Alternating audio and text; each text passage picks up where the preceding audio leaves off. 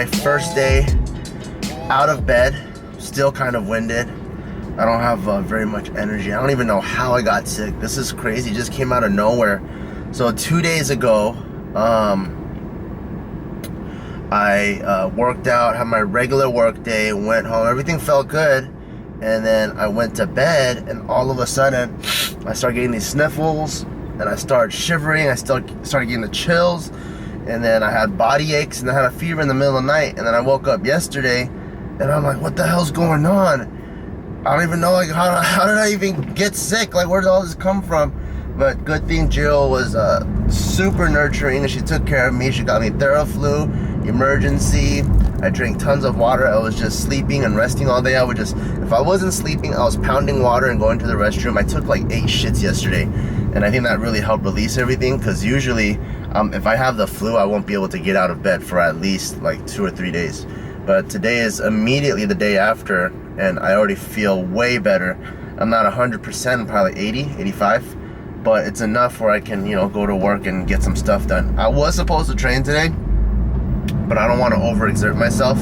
So I'm like, all right, fuck it, I'm gonna take the training out. And yesterday I only had 1,600 calories, which isn't even that much of food, and I lost 4 pounds in one day.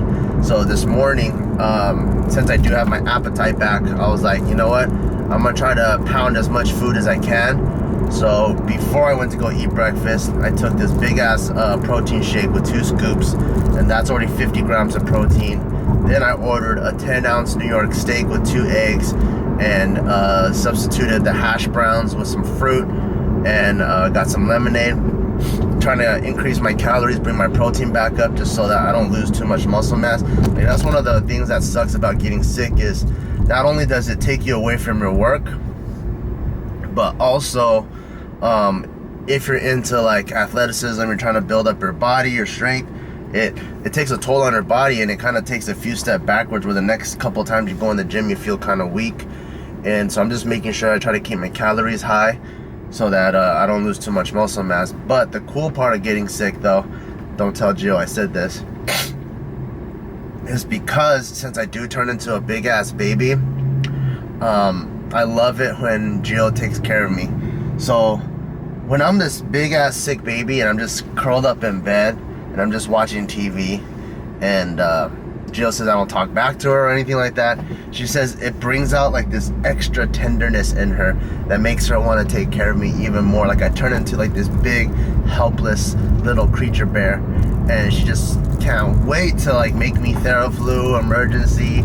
She just can't wait to tuck me in and turn on the TV for me, and I love that about her. And that was one of the first moments, like some people, they might call it, I guess, a horrific event, but for me, this specific event at the beginning of our relationship really solidified the type of mom that I knew Jill was going to be. So when we first got together, this is before we moved in, so we were probably just dating for like a few months. One time I slept over, and I woke up, and all of a sudden I had to throw up. And she was living with like 3 other girl roommates at the time, and you could hear me. Like when I throw up, my entire body flexes. I don't know why, but some people, they just throw up and you just hear the food come out and it's silent. For me, it's like and it's like crazy sounding. And she was like, what the fuck is going on? And then she's like, are you okay? And I'm like, no, I have diarrhea. So I had the stomach flu or food poisoning, and I would just shit and puke and shit and puke. And then that traumatic event went on for like 4 hours. Finally, I thought my stomach was done. I go in the bathtub so I could, I go in the shower so I could take a shower and clean myself off. And then I start shitting in the shower. And then the whole shower smelled like a sewer, because, like when you're shitting on a toilet, like there's only this much distance before the poo-poo hits the water. When you're standing in the shower, there's a good like 2 or 3 feet that it comes, and it doesn't go into water. It hits the bathtub and splatters back up. So I remember I'd be shitting and diarrheaing, and all the dookie would fly all the way back up and hit the walls and hit my elbows. And I'm like, oh goddamn, am I getting cleaner or am I getting dirtier? I don't even know what's going on. And after I came out and explained all that to her, she didn't judge me. All Jill did was take care of me even more, and she nurtured me back to health. And that's something that I really, really admired about her. And it showed like the caring nature that she has. And if we were to have kids, I know 100% she would care for them even more than that. And that's the type of loving parent that that I want to be with, you know.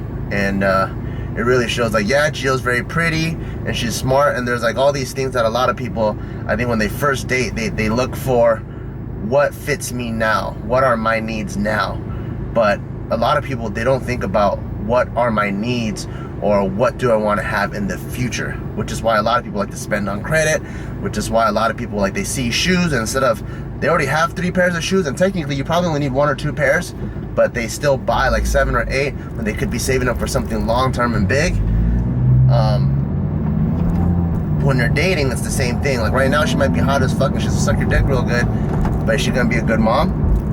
And that's one of the things that really sealed the deal with Gio. Don't tell her I said that, because she's gonna get her head all big and she's gonna be like, oh, Papa Bear said that this sealed the deal. You're gonna be a good mom, Gio. Don't tell her. Shh.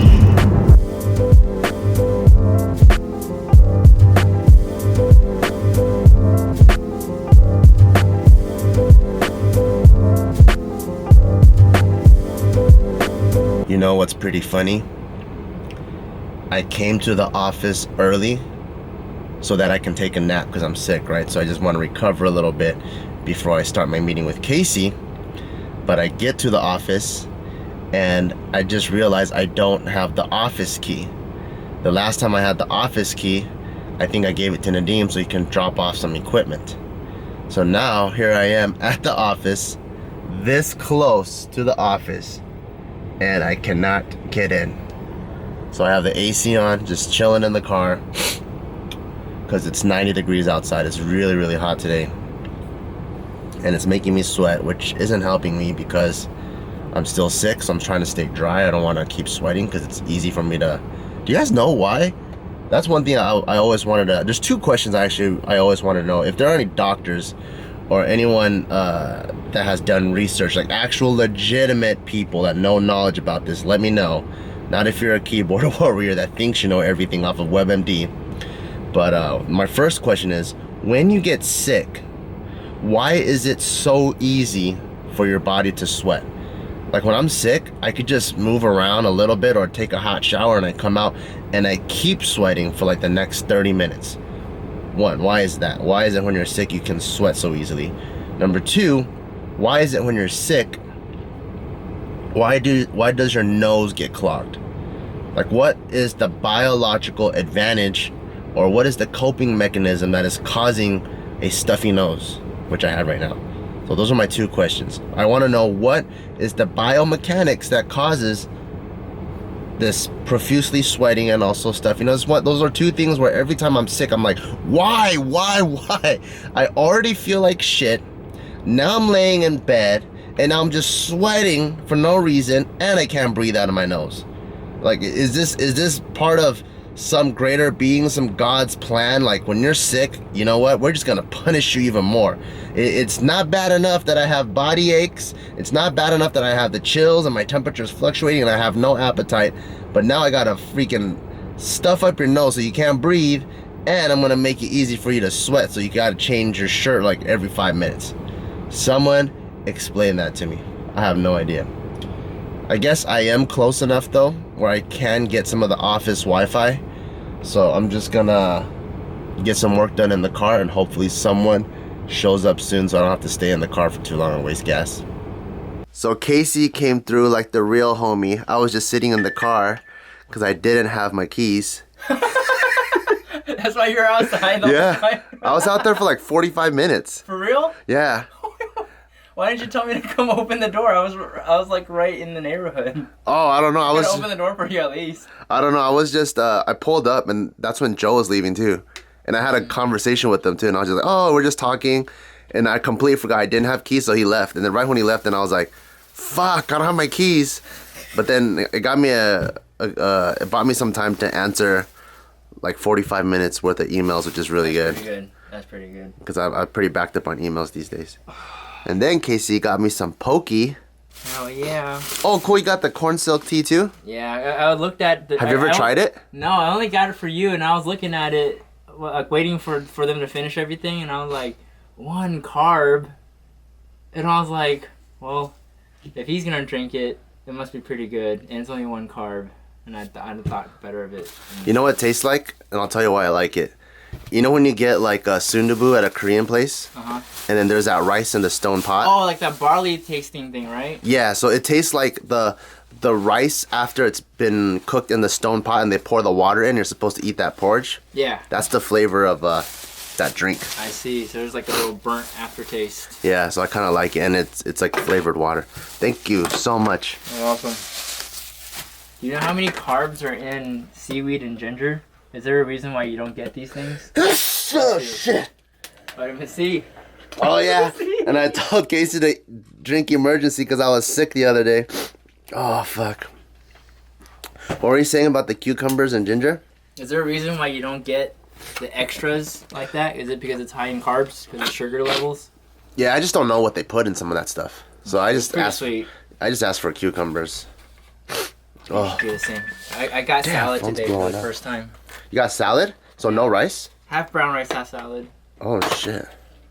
Did the whole Chipotle thing, but with poke. How do you think it's gonna taste?